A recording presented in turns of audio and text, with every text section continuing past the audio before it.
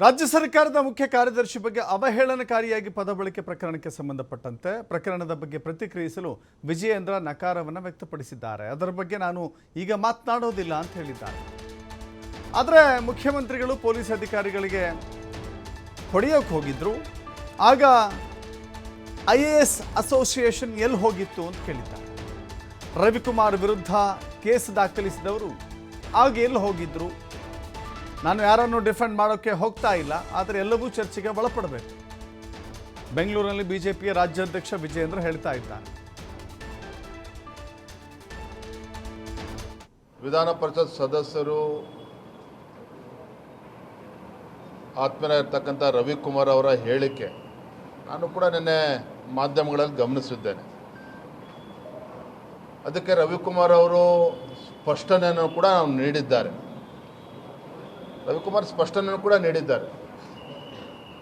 ತದನಂತರದಲ್ಲಿ ಅಧಿಕಾರಿಗಳ ಒಂದು ಅಸೋಸಿಯೇಷನ್ ಇದೆ, IAS ಆಫೀಸರ್ಸ್ ಅಸೋಸಿಯೇಷನ್, ಅವರೆಲ್ಲರೂ ಕೂಡ ಮುಖ್ಯಮಂತ್ರಿಗಳನ್ನು ಭೇಟಿ ಮಾಡಿ ಕಂಪ್ಲೇಂಟನ್ನು ಕೂಡ ಕೊಟ್ಟಿದ್ದಾರೆ ಅಂತೇಳಿ ಮಾಹಿತಿ ಬಂದಿದೆ.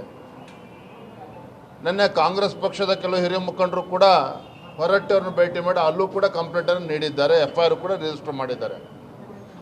ರವಿಕುಮಾರ್ ವಿಚಾರ ಒಂದು ಕಡೆ ಇರಲಿ, ಅದ್ರ ಬಗ್ಗೆ ಚರ್ಚೆಗಳು ನಡೀತಾ ಇದೆ. ನಾನು ಅದ್ರ ಬಗ್ಗೆ ಈ ಸಂದರ್ಭದಲ್ಲಿ ಮಾತಾಡೋದಕ್ಕೆ ಹೋಗೋದಿಲ್ಲ. ಸ್ವತಃ ಮುಖ್ಯಮಂತ್ರಿಗಳು ಸಿದ್ದರಾಮಯ್ಯನವರು ಬೆಳಗಾವಿನಲ್ಲಿ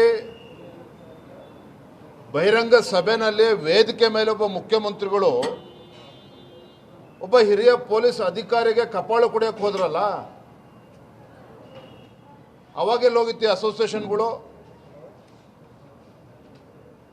ಅದಕ್ಕಿಂತ ಮುಂಚಿತವಾಗಿ ಸಿದ್ದರಾಮಯ್ಯನವರು ಇದೇ ಮುಖ್ಯಮಂತ್ರಿಗಳು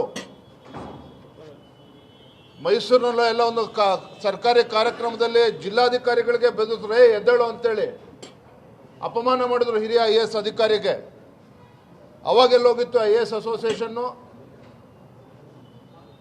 ನಾನು ಇಲ್ಲಿ ಯಾರನ್ನೂ ಕೂಡ ಡಿಫೆಂಡ್ ಮಾಡ್ಕೊಳ್ತಾ ಇಲ್ಲ. ರವಿಕುಮಾರ್ ಏನು ಹೇಳಿದ್ದಾರೆ ಅದ್ರ ಬಗ್ಗೆ ಸ್ಪಷ್ಟೀಕರಣ ನೀಡಿದ್ದಾರೆ. ಆದರೆ ಇವತ್ತೇನು ಅಸೋಸಿಯೇಷನ್ಗಳು ಇವತ್ತು ಪದೇ ಪದೇ ಮುಖ್ಯಮಂತ್ರಿಗಳು ಭೇಟಿ ಮಾಡಿ ಆ್ಯಕ್ಷನ್ ತಗೋಬೇಕು. ಸ್ವತಃ ಮುಖ್ಯಮಂತ್ರಿಗಳು ಈ ರೀತಿ ನಡ್ಕೊಂಡಾಗ ಬಹಿರಂಗವಾಗಿ ಬಹಿರಂಗ ಸಭೆಗಳಲ್ಲಿ ವೇದಿಕೆ ಮೇಲೆ ಅವತ್ತೆಲ್ಲೋಗಿತ್ತು IAS ಆಫೀಸರ್ಸ್ ಅಸೋಸಿಯೇಷನ್? ಅವತ್ತ್ಯಾಕೆ ಮುಖ್ಯಮಂತ್ರಿಗಳ ವಿರುದ್ಧ ಕಂಪ್ಲೇಂಟ್ ಕೊಡಲಿಲ್ಲ?